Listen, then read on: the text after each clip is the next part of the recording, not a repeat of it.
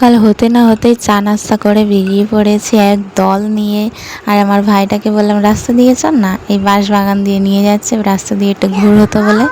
তো এখান দিয়েই যাচ্ছে, আমার ভাইটা নিয়ে যাচ্ছে, দেখি কোথায় নিয়ে যায়। আর এই জায়গাটা সত্যি দারুণ, আমি যতবার আসি মিস করি না, আমার খুবই ভালো লাগে। আর এখন তো বর্ষাকাল, পানি জমেছে, আরোই বেশি দেখতে ভালো লাগছে। আর এই যে আমার ভাইটা দেখো কোথা থেকে একটা শোলা কুড়িয়ে পেয়েছে, এনে বলছে চল দিদির নৌকার মতন চড়বো।